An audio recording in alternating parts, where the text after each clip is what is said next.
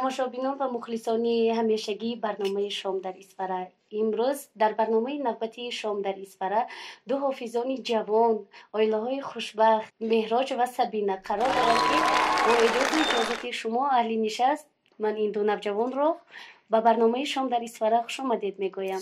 سلام علیکم. ما که در همین عرفه و آمد ایدی عاشقان قرار داریم، شمایانی عزیز را همچون یک عائله جوان که واقعا با محض با تلاش و با انما عشق پاکتان به وصال یکدیگر رسیدید، با همین ایدی آمده ایستاده مبارکبادی ها میگویم. چی میشد اگر پیش از آغاز همین برنامه کمک درباره خودتان برای تماشابینان و مخلصان معلومات میدادید؟ پیش از همه سلام و درودی بی پایان نثار هر یک تماشابینان برنامه شام در اسفره و با عاشقانی که ما را تماشا کرده ایستادند، الها به آرزوی هم رسند، به مراد رسند، یک جای شوند، خوشبخت شوند و با ایدی عاشقان البته تبریک میکنیم. به سوال تهمینه خان جوابی من همین که من 28 فوریه سال 1995 به دنیا آمدم در دهه نوگلیم. از خردی در دل آرزوی حجوینگار شدن را داشتم و وقتی که به مکتب رفتم با همراه دوستان همسنفان یک گروه تشکیل کردیم، گروه حجوی تشکیل کردیم. در بسیار چاره‌بینی های جماعت مکتب اشتراک میکردیم، خیلی جالب هم بود. همین سبب شد که من راه صنعت را انتخاب کنم و یک معلمه که مادری استاد من هستند، مادری استاد من البته کرامت الله غفوروف، آن کس به من مصلحت دادند که فرزند من سراینده است و شاگرد گرفته ایستاده است، با او شاگرد شوید. و من با همون سخن معلمه قبول کردم و به نزد کرامت الله رفته شاگرد ایستادم. 5 سال در دست آن کس در مکتب موسیقی مکتب یک تحصیل کردم، تربیت گرفتم و باز سببگار صنعتکار شدن من استاد عبدالرحمن شمسیوف هستند که آن کس مرا از مکتب موسیقی گرفته با استاد علی شیرجان عبدالستاروف شاگرد کردند. با آن کس ما به توی ها برآمدیم، در کنسرت ها اشتراک میکردیم. همین خیر شد و ما راه صنعت را انتخاب کردیم و با همین راه من تا امروز دوام داده ایستادیم. سبینه جان، شما درباره خودتان درباره تماشابینان معلومات بدید. السلام علیکم تماشابینان عزیز، من مدلی و سبینه هستم. 5 فوریه سال 2000 در جماعت شهرکی نفت‌آباد چشم به عالمی هستی شدم. از خردی من به صنعت شوق و هوس زیاد داشتم و روزی به مکتبمان از مکتب موسیقی نمایندگان آمدن و گفتن که ما با مکتب موسیقی شاگردان را جمع کرده ایستادیم. آمدم خانه گفتم با مادرم من با مکتب موسیقی میروم، میخوام صنعتکار شوم. مادرم گفتم محلش راضی شدم، بابایم هم راضی شدن. با مادرم رفتیم به مکتب موسیقی. در آنجا معلمه از این بایه و زرینه بودن که مرا قبول کردن. آن کس به اسباب فورتپیانو درس می‌آموزاندند. رفتم مرا قبول کردند و طول 7 سال در آنجا تحصیل کردم و بعد از تحصیل مکتب موسیقی خواستم به انسمبل رقصی زمرد داخل شدم و با مادرم گفتم. مادرم در اول نیفتن مانع شدن، نمیروی گفتن. بعد خیلی مایلش گفتم نمیروم. بعد مکتب را تمام کردم و داخل شدم به خواندن به این شهر اسفره. گفتم من اکنون به انسمبل زمرد میروم. در آن وقت مادرم گفتم مایلش خیره خودت را سنج. من رفتم به انسمبل زمرد همچون رقاصه داخل شدم و چون رقاصه فعالیت میبردم طولی 2 سال چون رقاصه فعالیت بردم. بعد به من گفتن که تو صنعت را بسیار ناز میدانی، در مکتب موسیقی هم تحصیل کردی، یک بار خودت را سنج. سرود سرا با همین مهراج گفتن، سنگینوف مصطفی دیرکتور قصر فرهنگ. من گفتم مایلش یک بار میسنجم. قطعی سنگینوف رفتیم. آن کس گفتن که یک بار هر دو در سنج خیلی خوب میبرد و سنجیدیم. اولین سرودی ما سرودی مسجاهی بود که نامش قسمکه بود. در ایدی صدا سراییدیم. بعد از وی هم رقص میکنم هم میسرایم. چگونه شده موند که شما یک عائله جوانی خوشبخت را تشکیل کردید؟ از اول از نگاه یکدیگر شاید عشق شما گفته بود که ما اهل صنعت نمیدانستیم؟ نه البته وقتی که کار کردیم با هم یکدیگر رو فهمیدیم، اونس گرفتیم، الکی یکدیگر رو بسیار فهمیدیم، با یکدیگر بسیار کار کردیم، در مابین عشق پیدا شد. بعد چنین شد که ما یک عائله شدیم. مهراج خان اول شما اظهار محبت کردید یا اینکه سبینه؟ البته اول من بودم. آفرین، بگذار خدا کند که عشق شما همیشه صاف باشد، همون چشمی بد نرسد. ما همیشه دعای انمی عشق پاک شما هستیم. مهراج خان باز میخواستم پرسان شوم که شما در جاده صنعت نسبتی همین صنعتکار شدنی سبینه یگان رشکتون نبود که شاید آخه از نگاه مردا زن نباید در صحنه اشتراک کند؟ شاید به رقص سبینه مانعگی میکردید؟ البته یگان مرد نیست که بیرشک باشد. بسیار من هم یک مردی رشکین هستم. البته بعضی میشد که اشتراک نکن میگفتم. خیر معلمه میرجمعی و که راهبری انسامبل رقصی هستند با من میفهمانیدند که این کارگری رقص است، اشتراک نکند اگر نمیشود. خودش تنها نه اما گروهی رقص میکند میگفتن. خیر مایلش میگفتیم. با بسر شده بود که بگذار رقص کند و سراینده. بله حاضر اینی زمان در انسامبل رقصی بسیار راستی گپ دختران نمیرسند.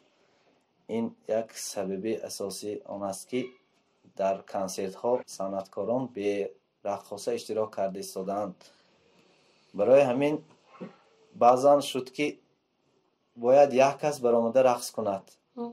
معلمه یک بار دو بار سخن کردن، من گفتم معلمه هیچ علاج ندارد.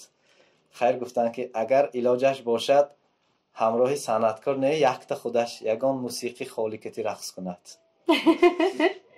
همین گونه هم بود. همین گونه هم بود. خیر من گفتم معلش یک بار برآمده رقص کرد. باز من در آزمون ها اشتراک کردیم. آفرین. اگر از نگاهی همه بینندگان گوییم اگر تماشابینان اصلا که شما خود مخلصانی خود را دارید میشناسید، هستند نفرانی که در کوچه شمایان رو میبینند و میگویند اکا همان سرودی رو که همراه خوانده بودید چی میشد اگر در یگان معرکه میسرایدید؟ شاید از همین فرصت هم استفاده برده یگان سرودی که همراه خوانده بودید کمتر زمزمه میکنید؟ بله البته بسیار آدمانی هستند که زنگ میزنند یا کافته آمدن با بعضی توی معرکه ها تکلیف هم بود که دویت باشد. هر دویتان روید گفتم. دو سه توی های بود که ما همراه گذرانیدیم. البته یک سرود را برای مخلصان البته نه با طرز زنده پیشکش میکنیم. لاله رخسارم گلی گلزارم، لاله رخسارم گلی گلزارم، دوست می‌دارم تو را نگارم، دوست می‌دارم تو را نگارم. ای وفادارم دل و دل دارم، ای وفادارم دل و دل دارم، دوست می‌دارم تو را ای یارم، دوست می‌دارم تو را ای یارم. آفرین. بهترین سرود بود. باور کنید وقتی که شما با نگاهی یکدیگرتون با یکدیگرتون بو میخورد از نگاهی تماشابین این یک چی گویم تصویر است که مفتون کننده و شما در جاده صنعت هم بردباری ها میخواهم.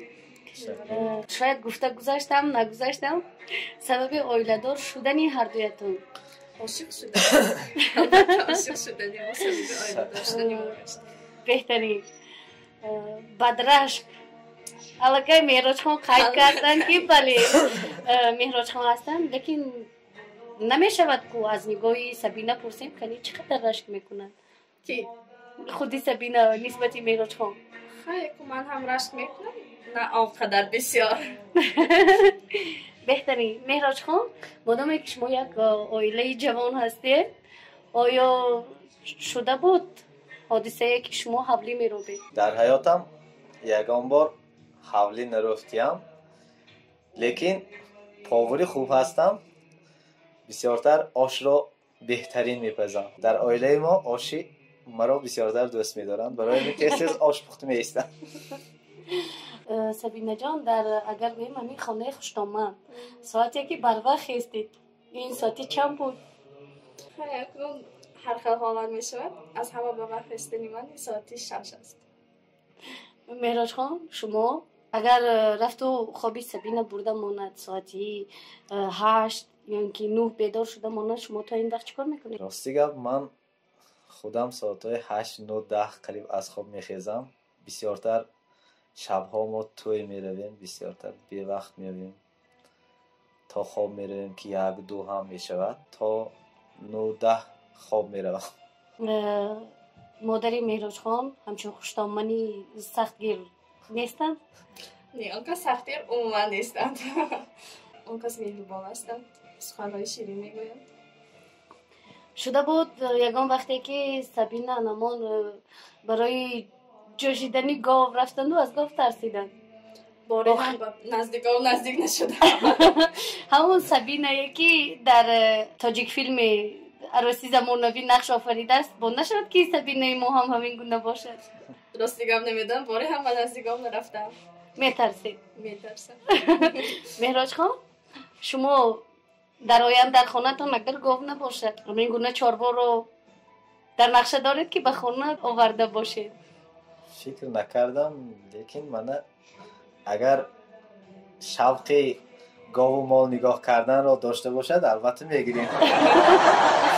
گاو و مال اما عموما لازم نیست. مهراج خان، آیا شده بود که شما در همین زندگی شما نقشی یعنی که آدمی درایه رو بازیده باشید؟ برای مادر پسری خوب، برای سبینه شوهری خوب؟ البته چنین حالت نشده است، لیکن بعضی کمبودی هایی که مادرم به من میفهمونن، مادرم بسیار خوب میفهمونن البته، و اومده با این مصلحت میکنیم، باز میرم باز به مادرم میفهمونم، آنها یکدیگر را خوب میفهمند، لیکن بعضا کمبودی هایی که میشود مادرم نمیخواهند که رنجانند، برای من به من میگویند که آهسته‌ک فهمان همین کمبودی را طوری کرده گیرد. مدامی که ما مادر مهراج خان رو میشناسیم، گوییم هم خطا نمیکنیم، به فکر من طرفگیری سبینه در خاندانتان این البته مادر هستند. گرچنده شما بد رشک هستید، در جاده سند رشک بسیار دارید، وقتی که از همون یک رشک بیهوده اتان رنجاندنی میشه، این مادر البته سبینه زیری مهری مادر پناه میبرن. همین خیلی مهراج خان، مدامی که انمین در یکی از سامانه های اینترنتی رسم شما رو با انمان حافظی سراینده ازبکستان آزادبک نظربک دیده بودیم، کمتر درباره همون معلومات میدادید، چه شد که شما وا خورده ماندید؟ البته این آرزوی اولینی من در راه صنعت همین بود که من مخلصی انا همون سراینده ازبکستان که امروز وزیری فرهنگ جمهوری ازبکستان را بر عهده خود دارند، آزادبک نظربکوف، بسیار مخلصی اشدی بودم و یکی از سبب‌های صنعتکار شدن من هم از بسیار گوش کردن سرودهای آزادبک بود. و وقتی که من با تشبوسی پیشوای ملت محترم پرزیدنتی کشورمان امام علی رحمان و پرزیدنت جمهوری ازبکستان شفقت میرزیویف راه ها گشاده شدند و دوستی مستحکم شدند، برنامه های دوستی، برنامه های کنسرتی تاجیکستان در ازبکستان، ازبکستان در تاجیکستان برگزار گردید. وقتی که آزادبک کنسرت خود را در ولایت سوق در شهر خوجند تشکیل کردند و با سرپرستان با همکاران صحبت کردیم و روزی کنسرت رفتیم و در آنجا آزادبک نظربکوف خیلی خوب قبول کردند. ما طول ساعت ها صحبت کردیم، بسیار با آن کس نیست شوق‌آور بود چه خیلی انتخاب کردنی راه صنعتی من، چه خیلی بسیار صحبت کردیم و باز گفتند که من در آینده من به ازبکستان البته بیا چی خدمتی که از دست من میآید برایت میکنم گفتند. یعنی که آرزوی در انتظار به شما آرزوی من به آرزویم رسیدم. یعنی بهترین. شما زبان ازبکی را خوب میدانید؟ بله خوب میدانم. این هم از بسیار گوش کردن سرودهای آزادبک نظربک بود. بهترین. سبینه جان، من میخواستم از شما پرسان شوم که در همون کنسرت شما رو همراه گرفته بودن؟ ما شناس نبودیم حالا. شناسایی داشتید همچون یک؟ عموما شناسایی نداشتیم. عجایب. میراج خان، شما آگاهی داشتید که همین کنسرت برگزار میکردد؟ اشتراک شما حتمی است. شما تلاش ورزیدید. بله. بهترین. و باز میخواستم اینجا از سبینه پرسان شم. میبینم که یک دختری آرام طبیعت، بهد آرام، زیرا که اگر رفت و در یگان چارابینی ها در یگان مرکه به نفر دیگر سوال دهند، حسی حاضر جوابی من بالا میگردد. لیکن میبینم که سبینه آرام هستند. اگر رفت و خدا نکنند در مهراج خان شما طبی بلند یا اینکه سرشبه یگان بیماری زکام اگر گوییم پیخست کرده باشه تو چگونه یاری اول رو نشان میدید؟ خیلی داروباری هاشون رو به نشان آورده میدی هم میخورند. اگر یک همچون کودکی همین گوییم که بدغش با استعمال دارو میل و رغبت نداشته باشن؟ نخورم برای خودشون. میرم بعد میخورم. شیرینی را دوست میداری؟ بسیار دوست میدارم. برای من فقط شیرینی باشد شد. شما مینوش هم؟ من نه. من دوست نمیدارم. شیرینی دوست داشته از هم بهترین گوییم اگر یکی از مرکه ها شاید میبروید و یادی سبینه میکنید که به همون سبینه که مرا در خانه انتظار است، کدام شیرینی را انتخاب میکنید؟ البته بسیارتر که این شکلات رو بسیار دوست می‌دارد. بعضا از توی میایم از مغازه ها میگیرم. سبینه برای میراج خانم چی انتخاب میکرده باشد؟ برای این دست تنها آش. نخواد نشده باشد که سبینه یگان بار در خانه میراج خان آش نپخته باشد و فقط خودی میراج خان بزن؟ البته عموما خیلی آش پختم مخفول نکردم. من گفتم خودتان پزید، من دیگر نمیپزم. قهری سبینه آمد. بله. آفرین. چی میشد اگر از همین نگاهی ما تماشابینان کمترک درباره بنوارگیری انهمان کلیپ هایتان میگفتید؟ البته نوارگیری کلیپ بسیار صنعتکاران من میدانند بسیار کاری دشوار است، زحمت های بسیار طلب میکند. ما برای یک کلیپی همین سرودی دوست میدارم 2 ماه 3 ماه وقت صرف کردیم در کانی بادام، در دهه چارکو، در چارکشلاق بسیار زحمت کشیدیم که یک کلیپی خوب برایت.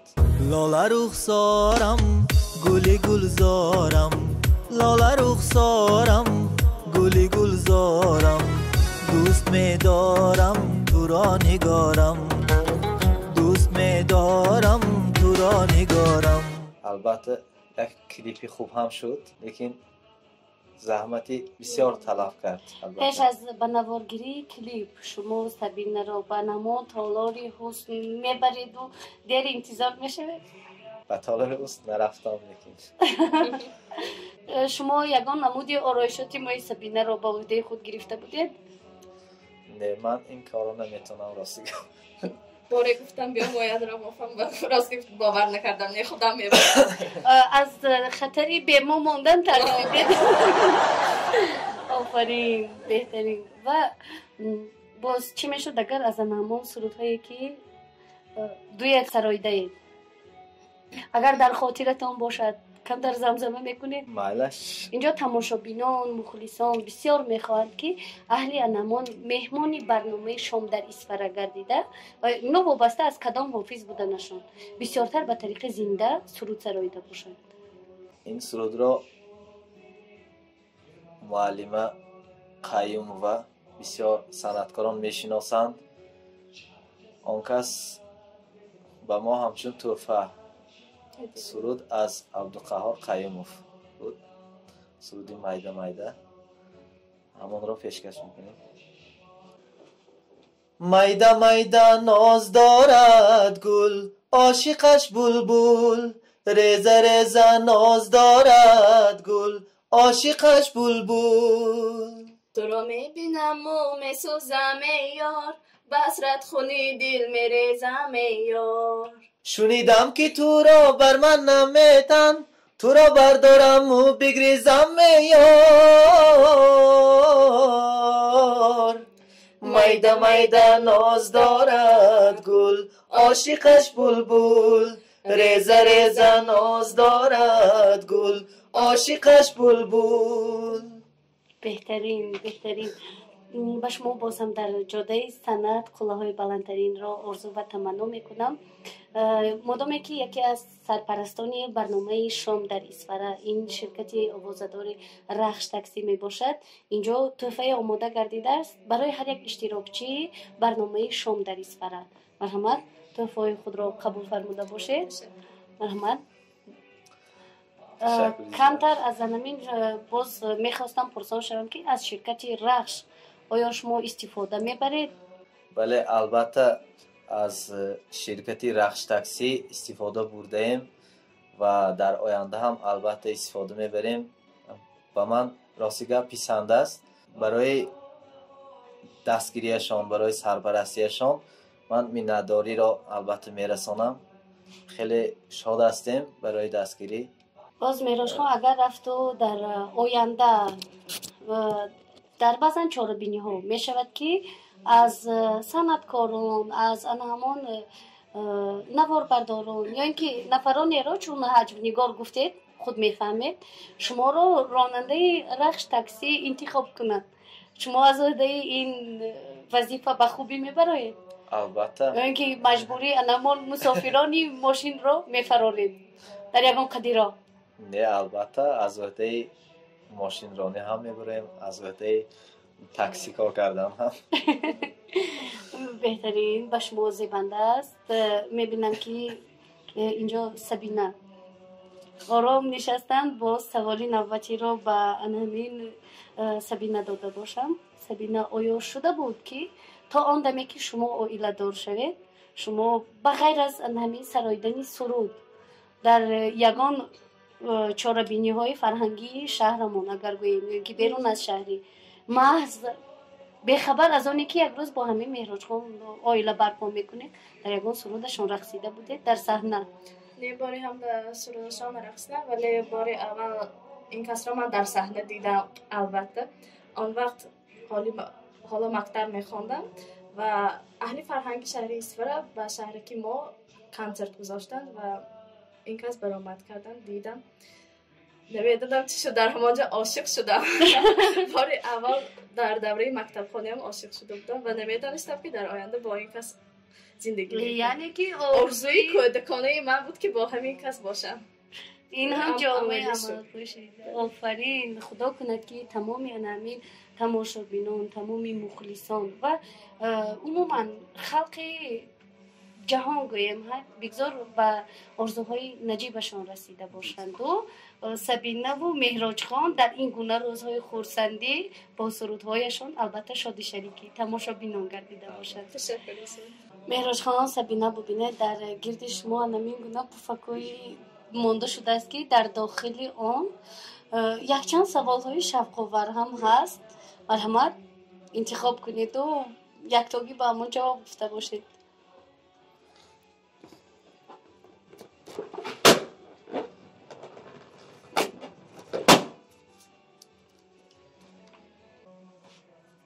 موچل ها را نامبر کنید.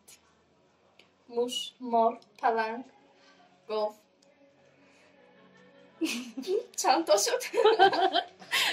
از این میبراید که شما نه همش را ازت میدونم، خودم هم نمیدونم. سبینه جان پیشکی بخشیش این حلقه سوال های تیار بود. مهراج خان یک لطیفه حجبی گوید.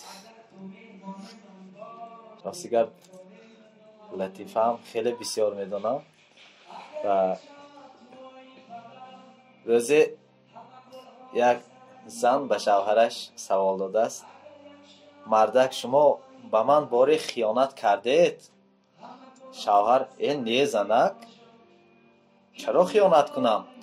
اگر گفته نتوانید بعد از من مردن هم گویید. بعد از تو مردن من چه خیل میگویم؟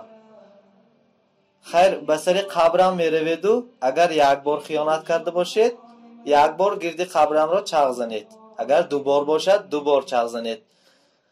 همین گپ را میگوید که مردک: نه زنک بس کنیم، من بسیار چغ زنم، سرم چغ میزنه.